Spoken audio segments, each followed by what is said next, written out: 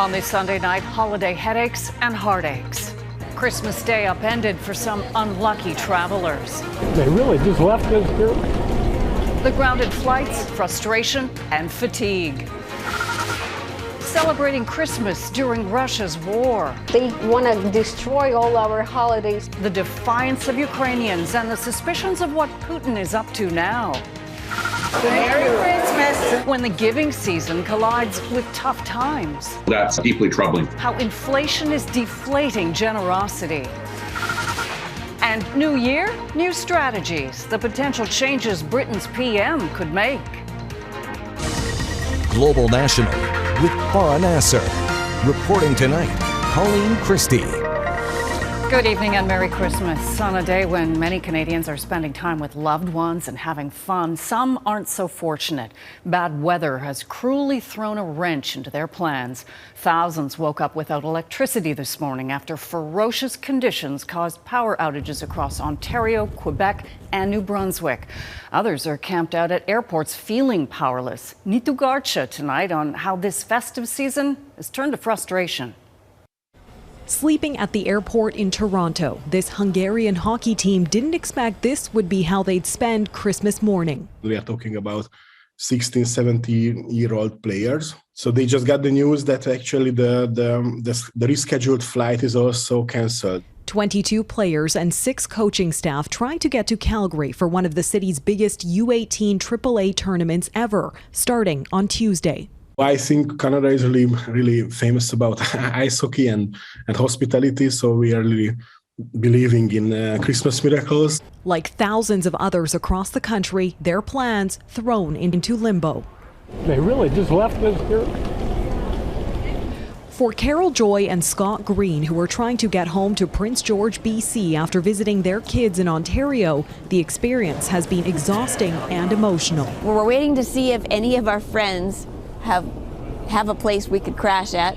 Otherwise, by the time we pay for hotels and meals, we could just about pay for 2 new tickets back to our home. The couple, now stuck at Vancouver International Airport, says they waited on the tarmac in Toronto for nearly 5 hours. There's been virtually no communication with us. We've had to initiate everything. I have to say that I think we feel really abandoned.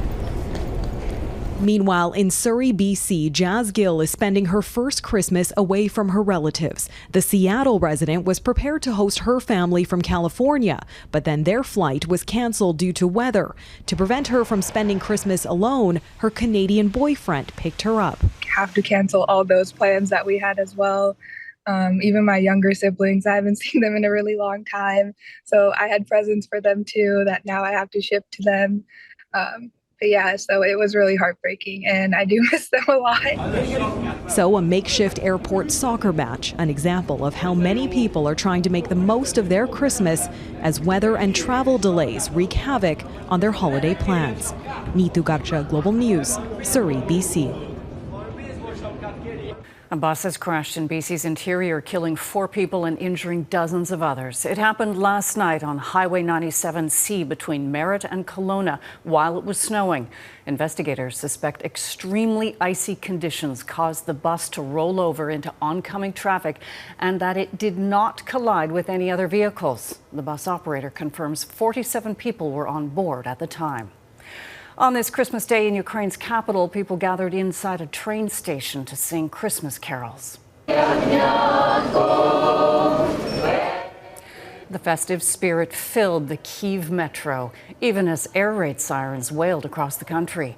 Russian President Vladimir Putin is now publicly changing his stance on his invasion of Ukraine. But as Mackenzie Gray explains, Ukraine and the West aren't buying it.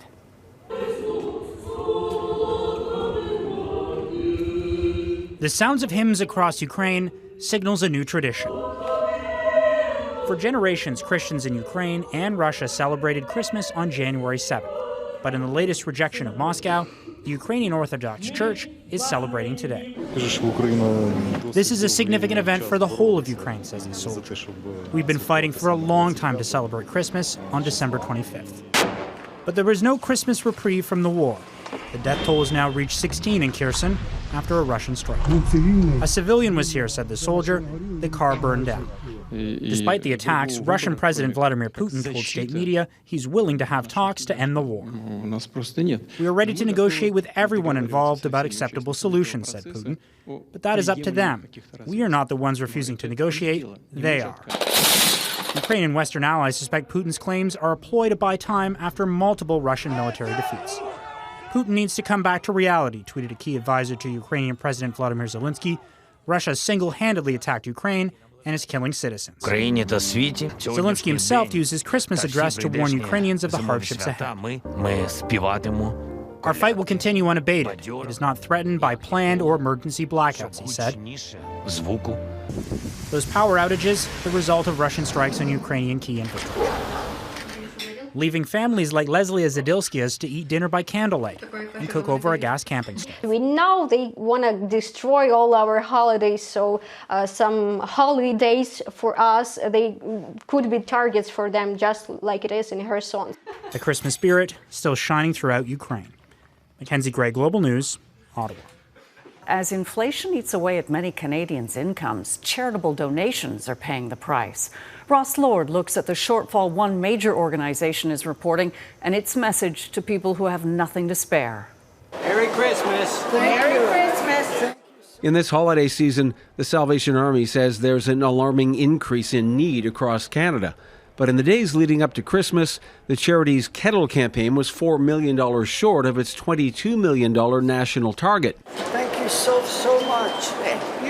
We're to date receiving less donations, yet the requests for assistance have really skyrocketed.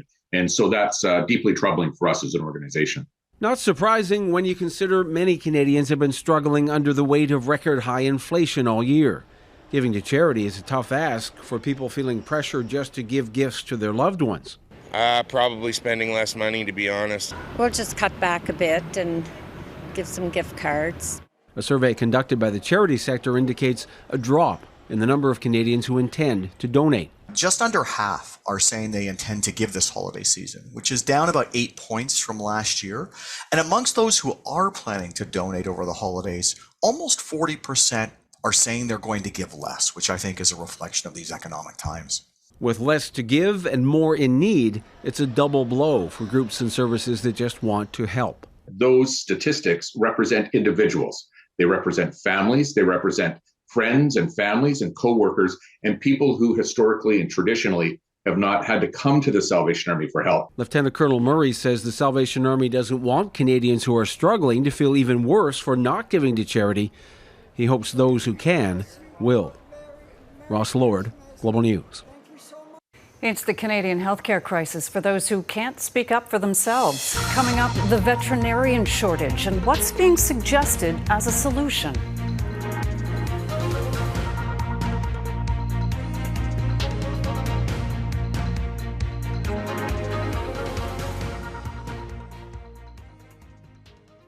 From overwhelmed and understaffed hospitals to ambulance shortages, by now you know about the cracks in Canada's healthcare system. But there's another sector struggling that's getting less attention: veterinary medicine. More people are getting pets, but right across Canada, they're having a tough time finding vets and vet techs. Global's Sarah Reid looks at how Alberta's aiming to solve the problem and what one vet believes the industry needs to do. For 35 years, Dr. Ross Fulston has been caring for people's pets. I love my career and I am very proud to be a veterinarian. But a shortage of vets and vet techs is making it more challenging. Positions are going unfilled, meaning more work for those dealing with an already demanding industry. My colleague just got back from her second maternity leave. And the fill in the blanks for me is I worked every single day, 6 days a week, in this practice without anything more than a Sunday off. The Alberta Veterinary Medical Association says there are more than 850 vacant vet positions across the province, a number that's more than doubled since 2019. And it's not just vets, but also vet techs. In 2021, vacancy rates for that position hit almost 20%. We hadn't really increased the number of veterinarians we were training in Western Canada for quite some time. When the COVID-19 pandemic hit, there was a a big change because there was an expansion in the number of pets. Vets say those changes in the industry now make caring for their patients more challenging. There's times that a client will call with a pet health need that my schedule's full and I can't accommodate helping them. In an effort to address the shortage, the province has committed $59 million to expand the veterinary medicine program at the U of C, but it doesn't provide an immediate solution. You can buy a dog in a day, you can't make a veterinarian. It takes 8 years, right? It also doesn't directly address the shortage in rural communities. That's why Dr. Folston is suggesting the industry reevaluates selection criteria to make veterinary medicine more accessible to students who could fill roles in rural communities. Increasing maybe the enrollment and the successful selection of rural people that probably have a better chance of going back into food or mixed animal practice in rural settings. He hopes increasing the number of people entering his profession eventually means more weekends to recover. It was tremendous. I'd forgotten what it was like to have a Saturday and a Sunday off. It was kind of a novel thing. Sarah Reed, Global News. Ahead, what's being called the most remarkable year ever in British politics. And what's next?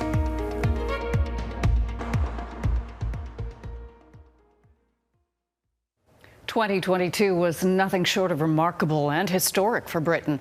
The death of Queen Elizabeth II, along with an unforgettable, mind-boggling period in politics with 3 prime ministers at the helm. One being Liz Truss, who lasted only 6 weeks. Redmond Shannon looks at how it all played out and what could be next for the UK.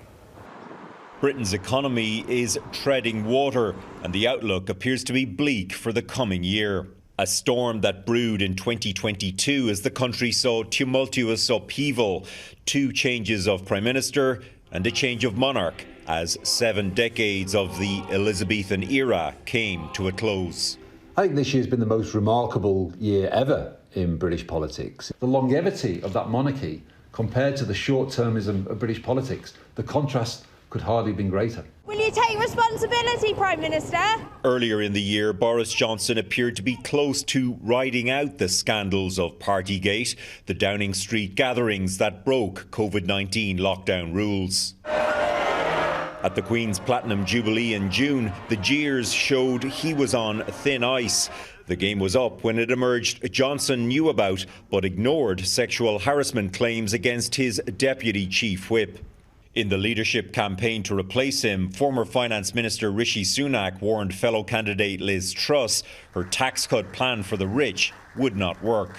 For a pensioner who's not working, that tax cut is worth precisely 0. Despite Sunak being the preferred choice among MPs, Truss won the contest thanks to the votes of regular party members. However, once in office, her tax cut plans caused chaos in the markets, drawing criticism from the IMF and the Bank of England. By the time Truss eventually U-turned on the tax cuts, her authority had collapsed. I really shouldn't say this, but I hope all those people that put Liz Truss in number 10, I hope it was worth it. The new PM became quite literally an object of ridicule. A tabloid set up a live stream of a lettuce to see if it would outlast the beleaguered but defiant leader. I am a fighter and not a quitter. A day later, she did quit. The lettuce had won, Truss becoming the shortest serving leader in British history. Sunak was the clear front-runner to replace her. Amazingly, Boris Johnson explored what would have been a remarkable comeback, but eventually decided not to run. Because he knows that whoever's in charge can't really change the economic realities that are confronting Britain. A recession, lack of economic progress, high inflation. So it was Sunak who inherited that long list of headaches. It's predicted Britain will have the slowest growth of any G7 nation in 2023. That perhaps contributing to the apparent buyer's remorse over Brexit, an event arguably the root cause of much of this turmoil. 2 years since the UK fully left the EU, polls indicate as few as a third of Britons think it was a good idea. A new battle is brewing with Edinburgh too, over consent for another Scottish independence referendum. On foreign policy, Sunak has hinted at some change. We also need to evolve our approach to China. Now let's be clear, the so-called golden era is over. In reality, the UK's global relations are unlikely to differ much from his predecessors or Western allies like Canada. Strong support for Ukraine will continue. In fact, Sunak may have brought back a sense of stability to Westminster after the scandals of Johnson and the chaos of Truss. But it looks like bringing back the governing Tories to power in 2024 will be his toughest task of all, as he faces a series of industrial strikes and a stagnant post-Brexit economy. Waiting in the wings, opposition leader Keir Starmer proposing to abolish the antiquated House of Lords in favour of an elected upper chamber. And he says he wants to transfer more powers to the UK nations and regions. Starmer is also often accused of being dull. Perhaps that's exactly what British voters will be looking for. Redmond Shannon, Global News, London. Next, a Global News holiday tradition. Snapshots of our colleagues and who keeps us company. It's time to honor all of the people who work tirelessly to bring you Global National, the West Block, and the New Reality. Our teams are small, but bringing you these broadcasts is no small feat. You're about to meet them, their pets, because they're family too, and some of the newest members of the Global News family. I'm Colleen Christie. On behalf of everyone here at Global News, thanks for your trust and support over the past year. Wishing you and your loved ones a safe and happy Christmas and holiday season. Good night.